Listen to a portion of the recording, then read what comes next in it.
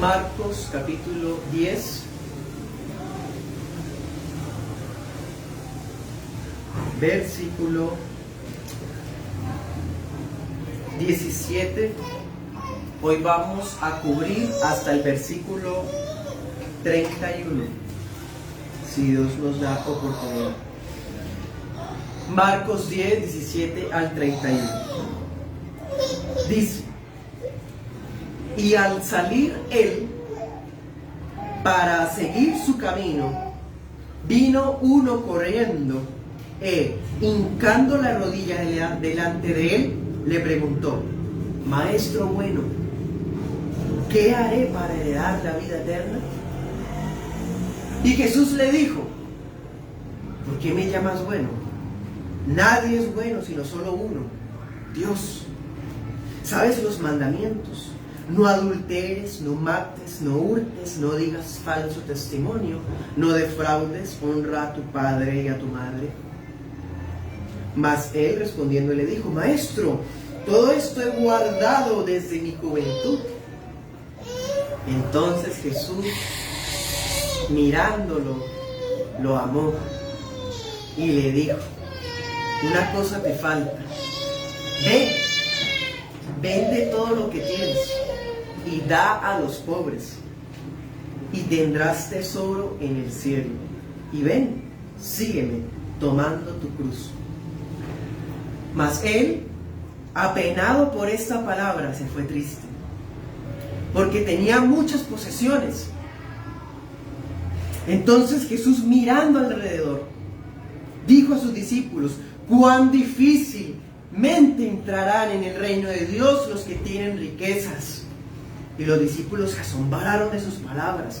Mas Jesús, respondiendo, volvió a decirles: hijos, cuán difícil les es entrar en el reino de Dios a los que confían en las riquezas. Más fácil le es a un camello pasar por el ojo de una aguja que a un rico entrar en el reino de Dios. Y ellos se espantaban aún más, diciendo entre sí: ¿quién pues podrá ser salvo? Entonces Jesús, mirándolos, dijo: para los hombres es imposible, pero para Dios no, porque todas las cosas son posibles para Dios.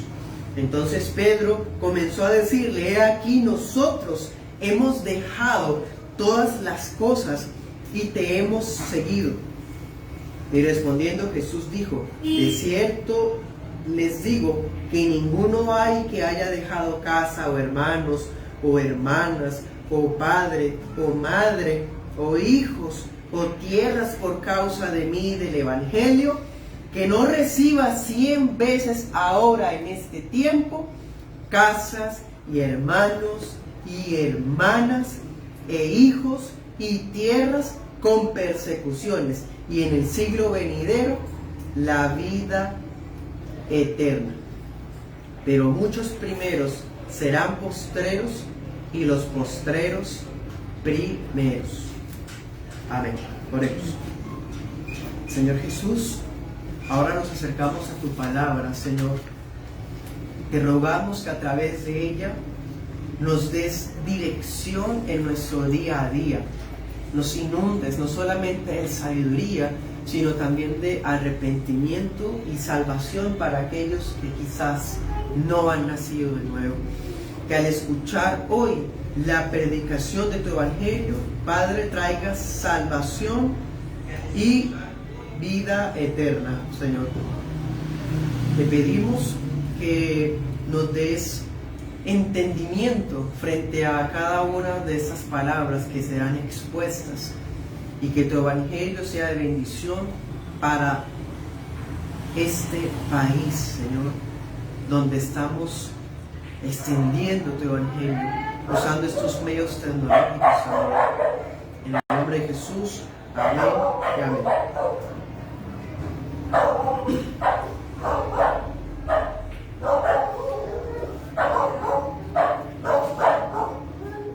Bueno,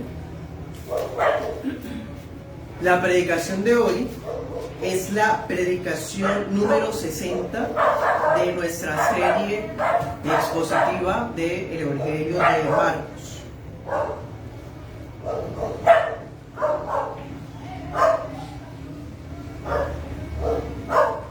Bueno, y se titula así: El Rey y las riquezas.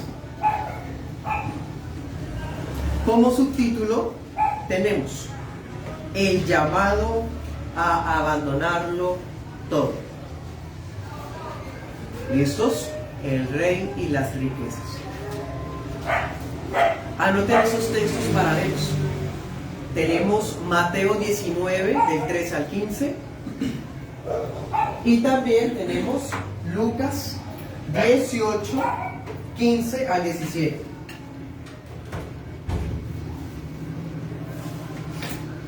Mateo 19, 13 al 15 y Lucas 18, 15 al 17. Son los textos paralelos de este pasaje. Bueno, comencemos. Siguiendo su camino hacia Jerusalén, ya sabemos que Cristo se dirige a Jerusalén, ¿cierto? Recordemos, van multitudes acompañándolo porque todos van para allá. Los judíos celebran la fiesta de la Pascua en esas fechas. Entonces van un montón de peregrinos a Jerusalén. En esas multitudes, ¿qué ha pasado? Vimos a unos fariseos haciendo preguntas capciosas, luego unos papás aprovechando para llevar a sus niños, y ahora podemos imaginarnos que los niños ya, ¿cierto?, están con sus papás de nuevo, y de repente viene un muchacho, y viene corriendo hacia Jesús, hinca su rodilla ante él y le hace una pregunta muy interesante. En esa enseñanza vamos a estudiar la respuesta de Jesús a este hombre. Este hombre, vamos a notar que tiene un concepto muy alto de sí mismo y que también tiene un concepto muy alto de su propia capacidad para obedecer la ley de Dios. En el primer punto, vamos a dar 2 puntos. En el primer punto vamos a mirar la respuesta del Señor y la reacción de ese hombre. Y vamos a titularlo así: un amor que confronta a los primeros. Un amor que confronta a los primeros. Ese va a ser el primer punto. Y en el segundo vamos a mirar la intervención de Pedro y las palabras de Jesús para sus discípulos. Y vamos a titular ese segundo punto de la siguiente manera: un amor que salva a los últimos. Bueno, comencemos entonces. Primer punto. Marcos 10, 17 dice: y al salir él para seguir su camino, vino uno corriendo.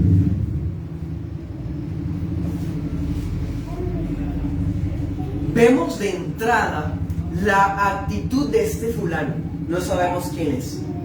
Marcos, de hecho, a diferencia de Mateo y de Lucas, ni siquiera nos dice quién es, nos dice uno.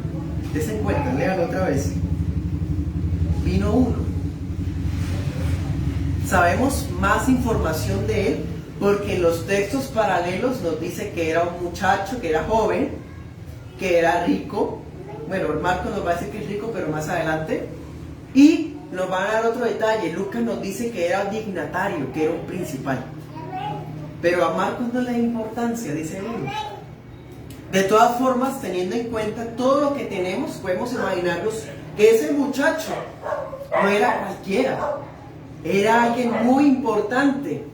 Eso nos muestra que Cristo inspiraba respeto ya en las altas sociedades. Una persona de ese estado, de ese estatus económico social, no va a venir corriendo, no va a hincar la rodilla, así parecido como cuando se va a pedir matrimonio, algo así. Imagínense la escena, se arrodilla ante Cristo para preguntar lo que va a preguntar. Eso nos muestra el alto respeto que tenía. Y qué diferencia, ¿no? Qué contraste cuando los fariseos los vimos haciendo preguntas para hacer caer a Cristo. Bueno. Bueno, más adelante vamos a tener un poquito más información de él, ahorita vamos a darnos cuenta. De todas formas, algo que tiene Marcos, no nos dice quién es, pero como Marcos es el más pintoresco de todos los evangelios, nos dice, él es el único que dice que el muchacho vino corriendo. Los otros no dicen eso. Y Marcos es el único que dice que hincó la rodilla. Marcos siempre quiere que nos imaginemos el cuadro, mejor dicho. Siempre Marcos es así y no puedo evitar siempre ponerlo en evidencia. Bueno, versículo 17, luego le dice, le preguntó, ¿qué le preguntó?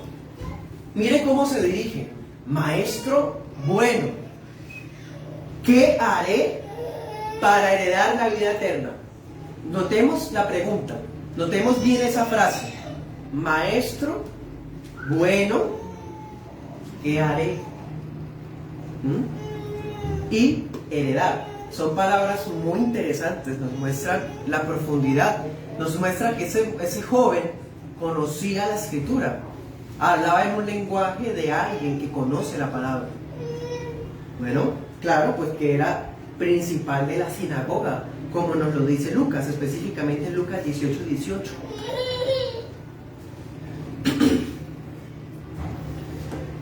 Entonces, la pregunta de este joven rico gira en torno a una cosa, a lo que hay que hacer para heredar el reino de Dios. ¿Qué tengo que hacer para heredar el reino de Dios?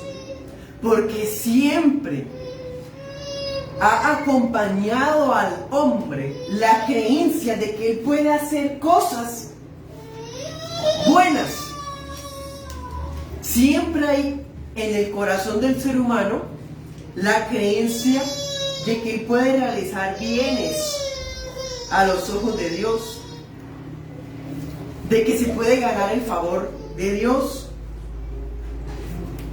Hay una creencia que, por ejemplo, la Iglesia Católica Romana tiene, y muchos de los neoevangélicos la están remedando sin darse cuenta. Se cree que el ser humano puede cooperar para hacer efectiva la salvación. Algo así como que Dios pone el 99 y yo pongo el 1. Eso no es bíblico. Ese muchacho creía que Dios ya había hecho su parte y que ahora le correspondía a él hacer algo. ¿Qué tengo que hacer? ¿Qué tengo que hacer para merecerme la salvación? Para ser parte del reino de Dios. Cooperación. Hoy día se dice, lo que tú tienes que hacer es abrir la puerta de tu corazón a Cristo, repetir esas palabras y aceptarlo. Ese es el 1% que la gente ahorita habla. Eso no es bíblico. Pero está tan arraigado en nuestra cultura que aún los evangélicos lo ven como algo bíblico. Pero realmente esa creencia está muy pegada a nuestra naturaleza de que uno puede hacer algo para heredar la vida eterna. Él llega con ese peresaber, porque los judíos piensan así. Los judíos creen que ellos pueden obedecer la ley. Y los judíos creen, y ahorita los judaizantes, o sea, los judíos criollos, creen que ellos pueden obedecer la ley para poder llegar a ser salvados por medio de la obediencia. Entonces dense cuenta, detrás de todo ese formalismo vino corriendo, se arrodilla, maestro bueno, ¿qué debo hacer? Detrás de todo ese formalismo, detrás hay algo: orgullo. Orgullo. Yo puedo hacer algo, dígame qué es y lo hago. El Señor mira más allá de la apariencia, porque ante esa apariencia los discípulos habrán quedado impactados. ¿Quién en toda la Biblia ha venido así? Hemos visto algunos que vienen corriendo para pedir auxilios. Jairo se arrodilló ante Cristo, se postró. Mi hija está enferma, ven. Eso está más atrasito. Pero que haya venido así como este muchacho que se arrodilla siendo dignatario y le hace una pregunta reconociéndolo, maestro bueno, ¿quién ha hecho eso? Entonces los discípulos con esa apariencia habrán quedado impresionados, pero Cristo ve más allá. Cristo no se fija en esa apariencia, en ese formalismo. Es importante tener reverencia, pero es que hay algo más allá. Porque si nos acercamos con una reverencia externa, pero no del corazón, mal. En cambio, cuando nos acercamos a Cristo con reverencia de corazón, va a haber reverencia externa. Si yo amo a Cristo y quiero obedecerlo de corazón, voy a hacer algo decente para Él.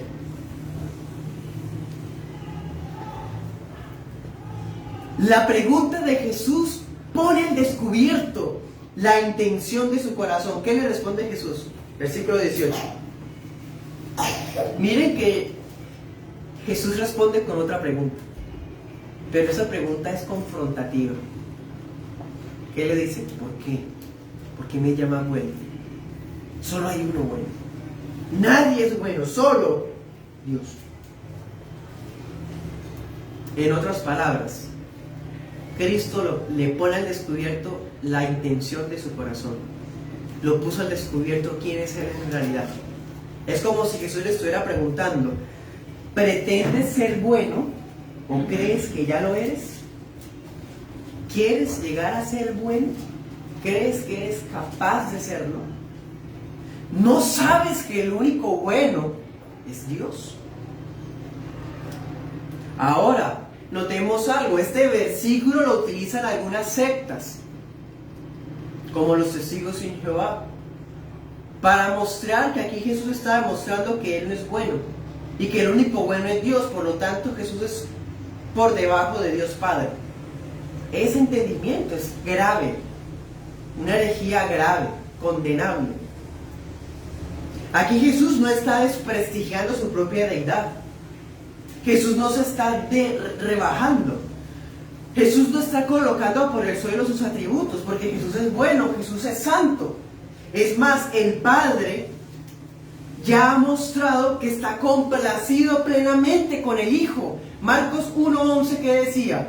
Este es mi Hijo amado, en quien tengo complacencia, en el bautismo, ¿se acuerdan? Marcos 9:7, en la transfiguración, este es mi Hijo amado, a Él oí. Entonces ese Hijo es bueno, ese Hijo es santo, ese Hijo es Dios. Juan 12:28, en una ocasión, delante de una multitud, en plena fiesta, Jesús dice al Padre, Padre, glorifica tu nombre, glorifica a tu Hijo. Y el Padre, delante de todo el mundo, le responde, ya lo he glorificado y lo glorificaré otra vez. Y la gente piensa que cayó un rayo. La gente piensa, uy, un ángel le habló. Todo el mundo lo escuchó. Eso está en Juan 12:28. O sea, que el Padre ha manifestado públicamente la identidad de Jesús muchas veces. Jesús sí es bueno. Pero aquí la intención del texto de hoy no es desprestigiar a Jesús. Es humillar el orgullo de ese muchacho que vino, que se creía bueno. Esa es la intención. Por eso la Biblia debe interpretarse en el contexto.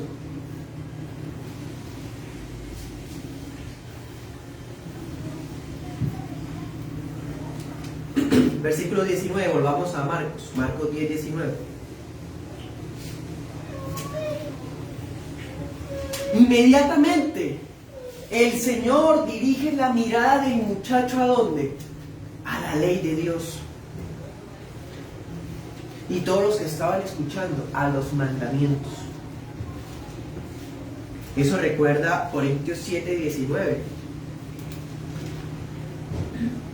Corintios 7:19 dice, la incircuncisión nada es, sino el guardar los mandamientos de Dios. Dios considera importante guardar los mandamientos. Los hijos de Dios guardan los mandamientos. Por supuesto que sí. Por eso Cristo dirige la mirada del muchacho a los mandamientos. Porque siendo el Hijo, honra la ley del Padre, obviamente. con su vida y con su predicación. Pero algo que es muy interesante es que ¿cuáles mandamientos le nombra Jesús? Miren el 19. Nosotros como iglesia ya estudiamos los 10 mandamientos, duramos un año. Eso fue en el 2020. Está en nuestro canal de YouTube la lista de reproducción con los 10 mandamientos estudiados uno por uno. ¿Cuáles mandamientos son esos que ustedes ven en común? Que son los de la segunda tabla. La segunda tabla, que son los que se tratan del amor con el prójimo, que son los que se tratan con la relación con los demás. ¿Sí? Eso está en Éxodo 20, del 12 al 16, esos mandamientos, y Deuteronomio 5, del 16 al 20. No adulteres, no mates, no robes, no digas falso testimonio, no defraudes, honra a tus padres. Eso es de la segunda tabla. No le mencionó no tengas dioses ajenos, no hagas imágenes, no tomes en vano el nombre y santifica el día de reposo. Eso es de la primera tabla. Seguramente ese muchacho no tenía estatuas ni imágenes, guardaba el Shabbat de su momento. El nombre de Dios lo honraba tanto que hasta le dijo maestro bueno aquí a Jesús. Pero es que el que quebranta un mandamiento quebranta todos los demás. Versículo 20, ¿qué responde el muchacho?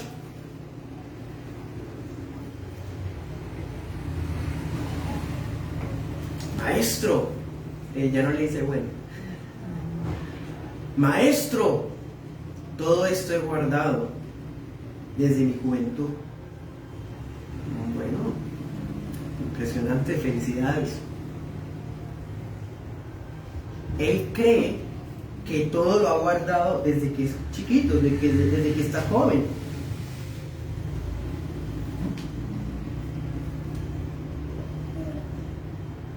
Notemos algo. El muchacho se acerca con todo su formalismo y le dice: maestro bueno. ¿Y cómo fue la respuesta de Jesús? La respuesta de Jesús fue más bien chocante. ¿Por qué me llamas bueno? Jesús no le sigue el juego. Me dijo un título, ahora yo le respondo con un título. Hay dignatario, entonces, señor dignatario. No, ¿por qué me llamas bueno? Cristo quiere llegar al meollo del asunto, quiere descubrirle su maldad. ¿Guardas todos los mandamientos desde tu juventud? El corazón del ser humano, nuestros corazones son engañosos y alimentan nuestro orgullo. Cuando cumplimos ciertas cosas, muchas veces sentimos que somos dignos de heredar el cielo. Ese es el engaño del pecado. El muchacho dice: ya he guardado todo. Bueno, si ha guardado todo, y la respuesta de Jesús a cómo heredar el reino es guardar los mandamientos, y él dice que ya lo guardó todo, ¿por qué sigue sintiendo que le falta algo? Él ya ha obedecido todo según él, ¿cierto? Pero él siente que le falta algo. Hay un vacío en su vida. No hay paz en su conciencia. Él cree que ya cumplió todo, ese ilustre, excelentísimo, irreprensible, como Saulo de Tarso creía de él mismo, ¿se acuerdan? Había muchachos sanos y irreprensibles en ese tiempo. Está Saulo de Tarso, está este muchacho. Había muchas personas que guardaban mandamientos externamente. El orgullo nubla nuestros ojos. Y el orgullo es lo que nos hace sentirnos merecedores del cielo, de la salvación.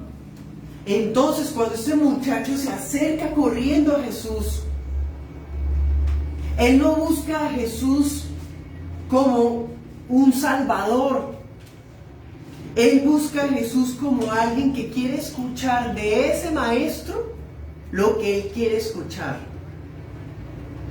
una felicitación, un reconocimiento. Este muchacho se acerca a Jesús como alguien que quiere anotar una experiencia más en la hoja de vida, como alguien que quiere añadir un éxito a su lista de logros. Jesús es el maestro del momento, él es famoso, es el más popular. Le pregunto qué opina, él va a decir, me va a felicitar delante de la gente y voy a tener el visto bueno del maestro del momento. Está bien. Orgullo de su corazón. Entonces miren esto, hermanos. Primero, por naturaleza todos somos orgullosos. Por naturaleza creemos que cuando hacemos algo bueno, o que Dios dice que es bueno, más bien, ya merecemos el cielo. Eso es orgullo. Por orgullo creemos que merecemos el cielo. Y ahora imagínense esto, aparte de este orgullo, que alguien sea rico. Aparte de ese orgullo, que alguien tenga buena salud. Aparte de ese orgullo, súmele que esté bien emocionalmente. Por eso la gente siente que no necesita a Cristo. Por eso la gente dice que está bien. Tienen a un Dios como este joven rico, pero con su situación financiera, con su situación familiar, sienten que ya están bendecidos por Dios. ¿Qué es todo eso? Sino más humo desatado por Satanás, para que el pecador no se dé cuenta de su estado desgraciado en el que está.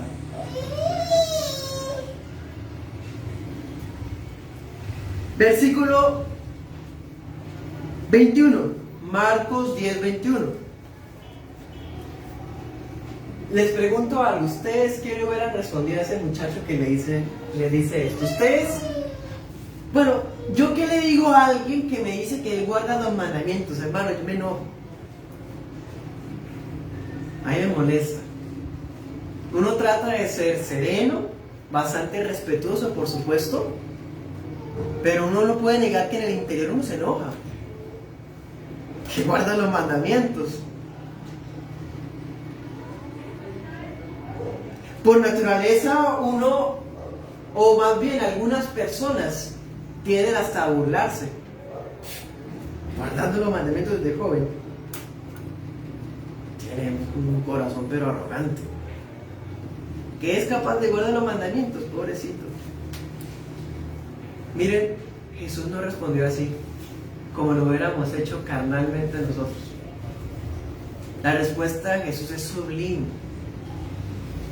Miren esto, mirándolo, lo amó. Impresionante. Podemos quedarnos ahí un buen rato. Lo amó. Lo amó.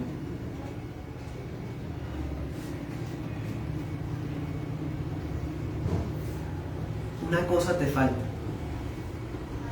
Lo amó. Pero este amor que aparece acá es un amor diferente. Es más bien compasión. La mirada de Jesús a este muchacho es de compasión.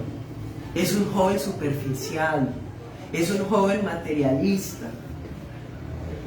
Pero la mirada de Jesús demuestra que Dios es imparcial hasta con los ricos.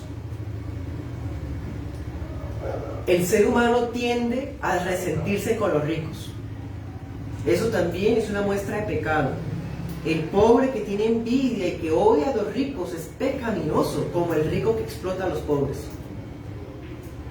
La palabra enseña que se debe ser imparciales, que uno debe tratar al rico y al pobre por igual. Cristo trata al pobre, como ustedes saben, normal, igual, con dignidad, pero a este rico que tiene orgullo espiritual en su corazón, también lo trata con dignidad, con respeto, con amor. Esto demuestra que este maestro sí es bueno. ¿Se dan cuenta? Jesús es bueno. Entonces aquí no estaba desprestigiando la bondad de Jesús, sino humillando el orgullo del muchacho. Ojo con eso. Leamos Marcos 8:34. Llamando a la multitud con sus discípulos, les dijo: cualquiera, 8:34.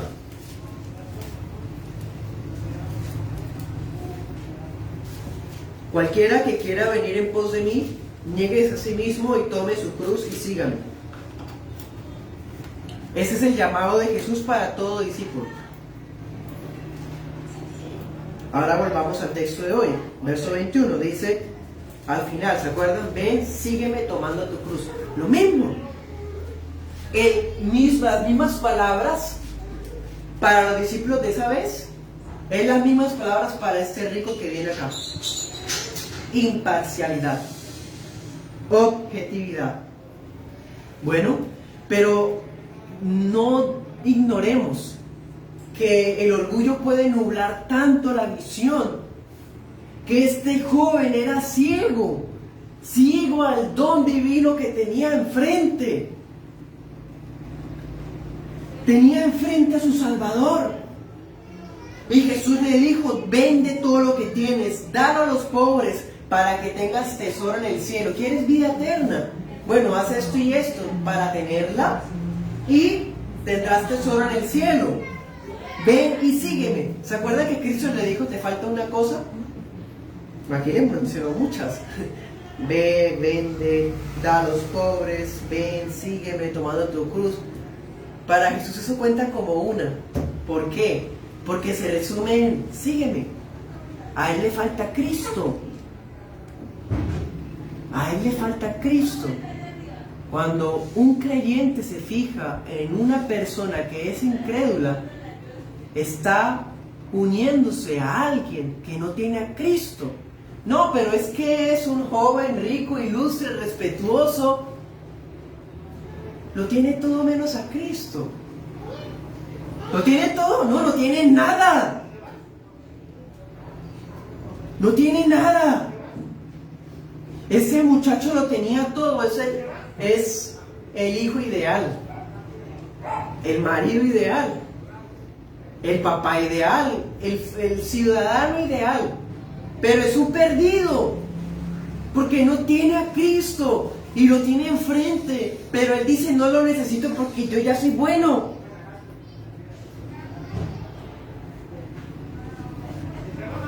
No podía darse cuenta que por él valía la pena dejarlo todo.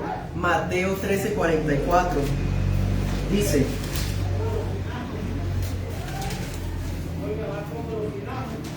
el reino de los cielos es semejante a un tesoro escondido en el campo, el cual un hombre halla y lo esconde, y de gozo por ello va y vende todo lo que tiene y compra aquel campo.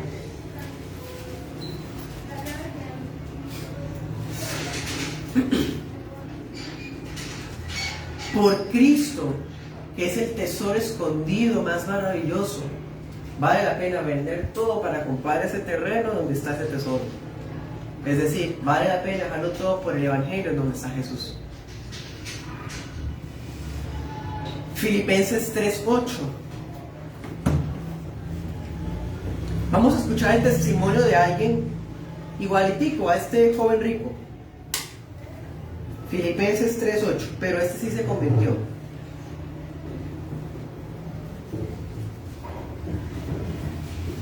Leámoslo desde el 4, Filipenses 3:4. Dice: aunque yo también tengo de qué confiar en la carne. Si a alguno le parece que tiene que confiar en la carne, yo más. Está hablando Pablo. Fui circuncidado al 8º día, soy del linaje de Israel, de la tribu de Benjamín, hebreo de hebreos, fui fariseo, fui perseguidor de la iglesia, fui irreprensible en el guardar los mandamientos. Eso se parece al muchacho del joven rico. Versículo 7. Pero las cosas que para mí eran ganancia, las he tenido por pérdida, por basura, por estiércol, por causa de Cristo.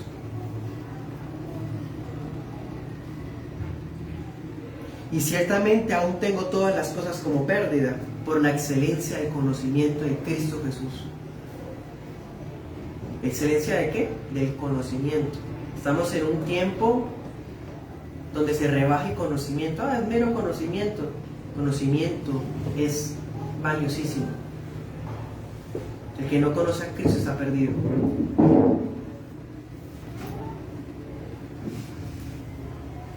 Ese muchacho no se daba cuenta que por él valía la pena dejarlo todo y tenerlo todo por basura. Jesús no lo felicita, no le dice, genial que guarda los mandamientos, qué bueno, solamente acéptame a mí. Acéptame en tu corazón, di estas palabras, toma la decisión de seguirme. Jesús no le dice así. Jesús no se burló tampoco de su pésima comprensión. Jesús lo amó, es decir, lo mira con compasión. Su amor lo lleva a decirle, te falta una cosa. En griego, esa expresión, te falta una cosa, significa quedarse corto, llegar demasiado tarde o carecer de algo. Tienes tantas cosas de tu opinión, pero lo más importante no lo tienes. Eso es lo que está diciendo. Bueno, la verdadera manera o la manera como Jesús evangelizó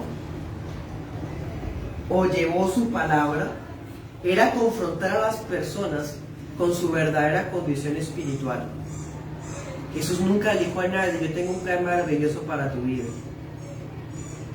Jesús les decía, arrepiéntanse, y también les decía acá, te falta una cosa.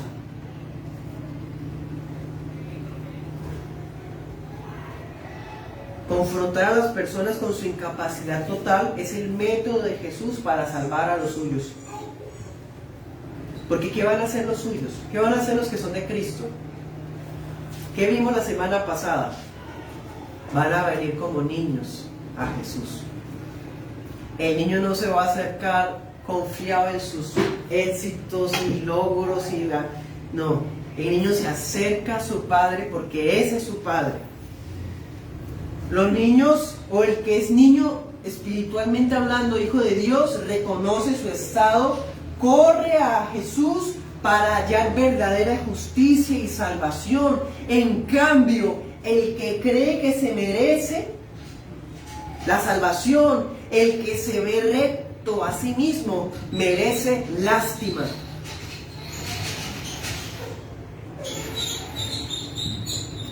Ahora, aclaro algo antes de terminar. No alcanzamos a cubrir todo el texto, me lo imagino. El Señor no está satanizando las riquezas, ni los bienes, ni el dinero. Tampoco está diciendo que todos sus discípulos tengan que ser pobres. Hay una secta de Australia, no recuerdo el nombre, tienen un canal de YouTube, pero con miles de seguidores y en varios idiomas ya, y enseñan que sí es que hay que venderlo todo, literal. Hasta ahí vienen caravanas y eso, como hippies. Cristo no está instando a la pobreza material, porque el que es pobre no podría ser generoso, no podría ser hospedador, hospitalario y demás cosas que se demandan en el Evangelio. Más bien, Jesús le está mostrando al muchacho que él no guarda los mandamientos. ¿Cuál es el primer mandamiento? No tendrás dioses ajenos delante de mí. ¿Cómo se llama el Dios de ese muchacho? En términos de Jesús, Mamón, riquezas. El Dios de él es las riquezas. Jesús le está mostrando la codicia de su corazón. En la segunda tabla, ¿cuál es el último mandamiento? No codiciarás. ¿Por qué le pesa tanto desprenderse de las cosas? Porque es avaro, mezquino, miserable.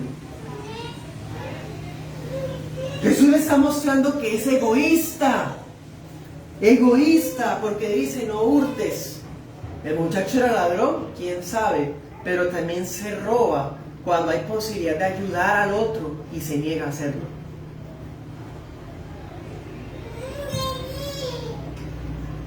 Ese muchacho, Cristo lo puso al descubierto. No guarda los mandamientos, no es cierto. Y como no guarda los mandamientos, venga a mí, sígame. Ese es el mensaje de Jesús. Y ese es el mensaje de Jesús para todos. ¿Quieren guardar los mandamientos? Guardémoslos. Pero nunca vamos a alcanzar justicia de Dios por guardarlos, porque es imposible hacerlo. Y se van a guardar unos y van a fallarse en otros. Cristo deja ver el estado del ser humano pecaminoso. ¿Para qué? Para que corran a Él. El que se cree bueno no va a necesitar a Cristo. Entonces hay que mostrar la necesidad del corazón de la persona para que venga Cristo.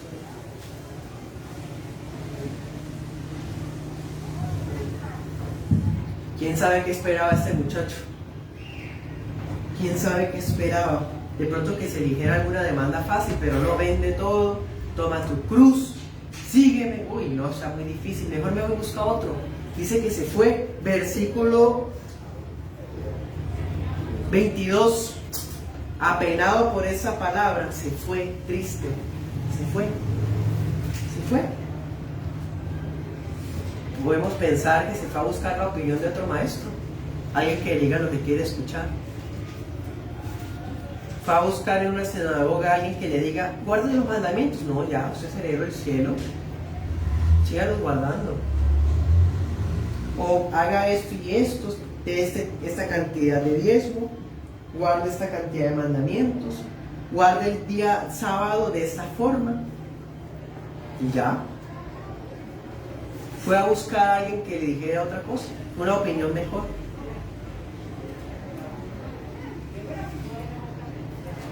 Vamos a Proverbios 18:10.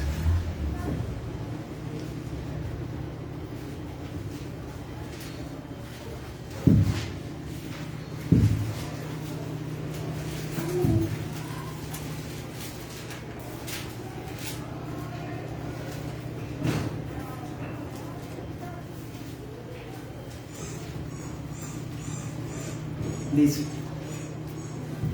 Proverbios 18:10.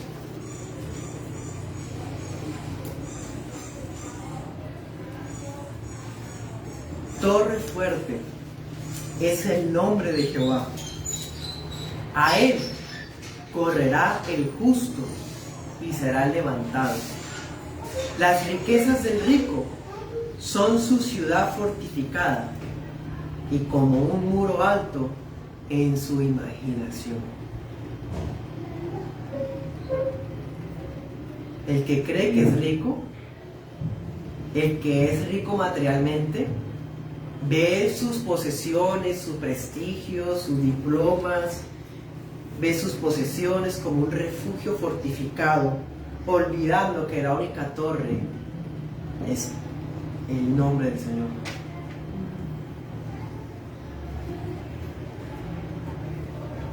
Dice, ¿quiénes corren a esa torre? El justo. ¿Es acaso no hay ricos que sean justos? Sí. En la Biblia hay muchos casos de ricos que eran justos, por supuesto. Pero es que naturalmente, como hemos visto, el orgullo en nuestro corazón, estar bien económicamente, estar bien de salud, estar bien en familia, en emociones, pues la gente va a estar bien y no va a necesitar a Cristo.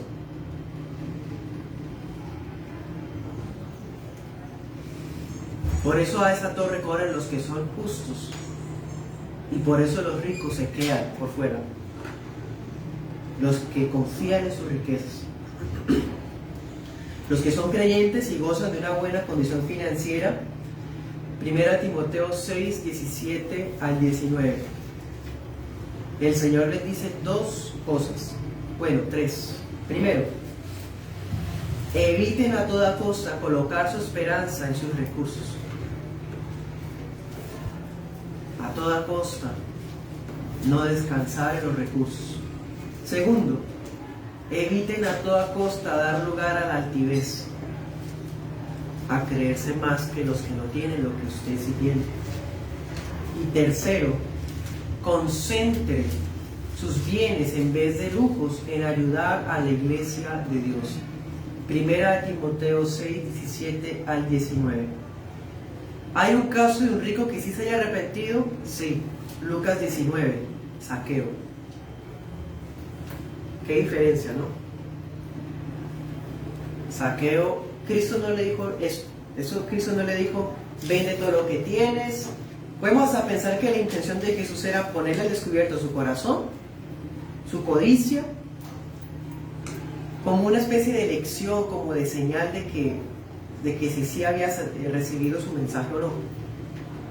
En cambio con Zaqueo, cuando Cristo visita a Zaqueo en Lucas 19, 8 al 9, Zaqueo mismo voluntariamente dice: Señor, todo lo que yo haya defraudado a alguien, se lo voy a devolver 4 veces y compartiré mis bienes con los pobres. ¿Cristo le dijo algo? En Lucas 19, 8 al 9 no dice nada de eso. Él mismo lo dijo. ¿Qué diferencia? Y Zaqueo era rico. Porque Zaqueo sí entendió. No quería a Cristo que se volviera un indigente. ¿No? Entonces, hermanos y amigos, ciertamente nuestro corazón es así, orgulloso de nuestras posesiones. Somos orgullosos de nuestro estado espiritual. Cuando por fin hacemos algo que es bueno, sentimos que ya cumplimos, ya satisfacimos lo que había que satisfacer. Y cada vez que confiamos en nuestras propias obras, estamos mostrando que realmente no hemos conocido a Cristo. Porque si uno puede salvarse por lo que uno puede hacer o por las obras, ¿para qué Cristo vino a morir a la cruz? Pero como nuestra salvación era imposible, que eso era lo que seguía más adelante, que no alcanzamos a cubrir hoy, como la salvación era imposible, entonces Dios envió a su Hijo, porque nadie podía salvarse por sus propias obras. Bueno, a todos los amigos que nos ven, que no han recibido a Cristo, o que ven a Cristo como un maestro bueno, les digo que la condición de ustedes es la misma que la del joven rico, donde hay un estado de autojusticia, va mucho más allá de cómo nos vemos a nosotros mismos. Si no reconoce su condición pobre sin Jesús, no podrá valorarlo a Él, no como un simple maestro, sino como un Dios que es bueno y que todo el que Él viene no lo echa fuera. Cristo le dice: ven, sígueme. Y el muchacho ese fue el que se fue. Media vuelta y se fue. Lo confrontaron con la realidad que no quería escuchar. Arrepiéntanse de sus pecados. Oremos.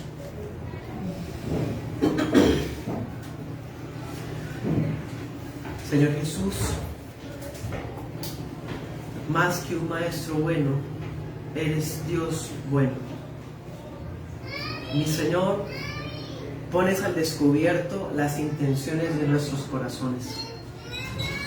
Te pedimos perdón por nuestra autojusticia, porque aún como hijos de Dios todavía muchas veces pretendemos ser dignos y merecedores. Te pedimos, Señor, que nos perdones. Nos des el corazón de un niño que reconoce su necesidad y viene corriendo a ti. Que como niños nos aferramos, Señor, a los pies de Cristo y a hallar en Él, en su sangre, perdón de nuestros pecados y esta mirada de compasión y de amor de un padre por sus hijos. Gracias, Señor. Si hay alguno que en su corazón ha reservado ese tipo de orgullo espiritual, te ruego que tu palabra lo humille, Señor, como a este muchacho. Lo humilles, oh Dios, y que tengas piedad de esa alma para que reconozca su necesidad de la cruz y no confíe en sus propias obras ni en sus obediencias superficiales, externas, y que nunca serán perfectas. Te exaltamos, Señor, en el nombre de Jesús. Amén. Bueno, este miércoles, si Dios quiere, vivimos. Tenemos nuestro devocional congregacional. Les invitamos, la transmisión es a las 8 de la noche. Estamos estudiando el libro de Salmos. Este miércoles corresponde el Salmo 9. Y en 8 días vamos a continuar con la segunda parte de esta enseñanza, porque no la pudimos terminar. No siendo más, que el Señor les bendiga. Gracias y paz.